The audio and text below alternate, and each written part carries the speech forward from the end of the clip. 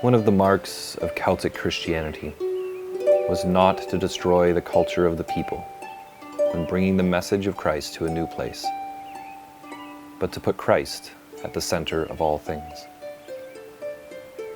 An important element of Celtic culture was the singing and storytelling in the mead halls. Bede tells us that in Whitby Abbey, run by Hilda, the tradition of gathering for the passing of the harp, for storytelling, poetry, and song, was a part of community life there.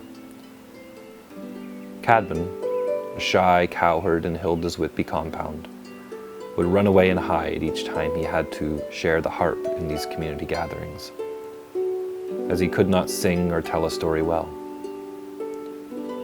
When the harp was on its way to him, he would sneak out and go home or back to the cowshed.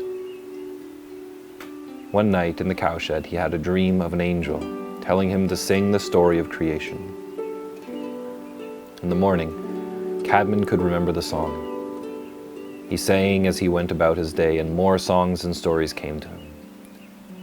Heard by others, and eventually by Hilda, Caedmon shared his new gift with the people. Caedmon's songs and stories were all in the language of the Angles, rather than in Latin, as was most common. His stories were, for the first time, for the common native Angles. He became known as Bard of Christ to the English, being the first to tell the stories of the Bible in his native English or Anglian tongue. Inspired by his continuing visionary dreams, his story is, fittingly, shared through poetry here, as he is the patron saint of poetry and poets.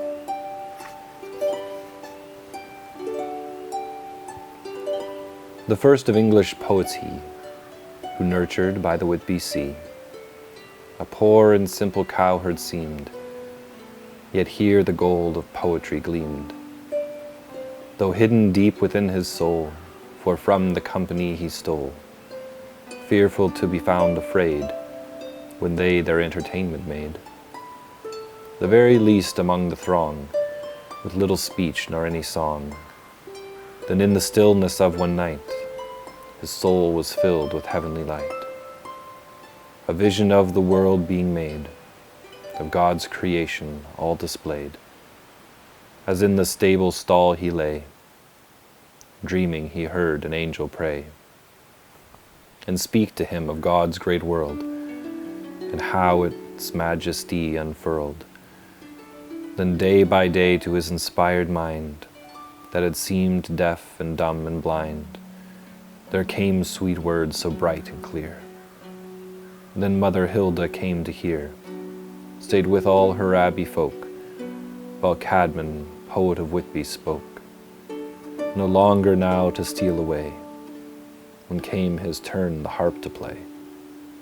For in his Saxon mother tongue were all his splendid verses sung, and improvised with great delight, in many a stormy winter's night, when firelight filled the raftered hall, and far off ancient Strianthal. Then folk would learn the poems by heart, or memorize a favorite part, making them one with Christian praise in those remote, unlettered days.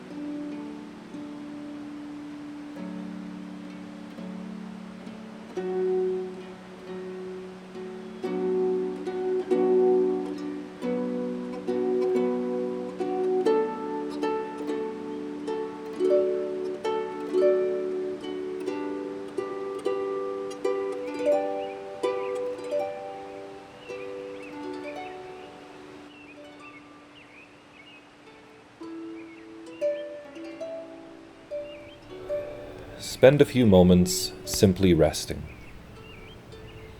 Breathe gently and slowly. Become aware of the constant presence of God, which envelops you and permeates you.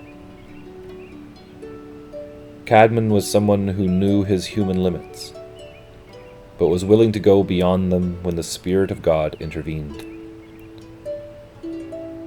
He recognized the divine presence within his dream and stepped out boldly in the spiritual gifting which he had received.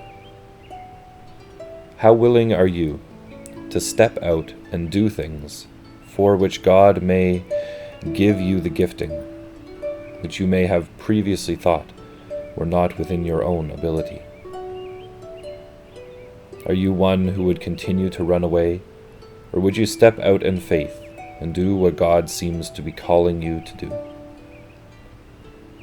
Spend time with God now, dwelling upon these questions.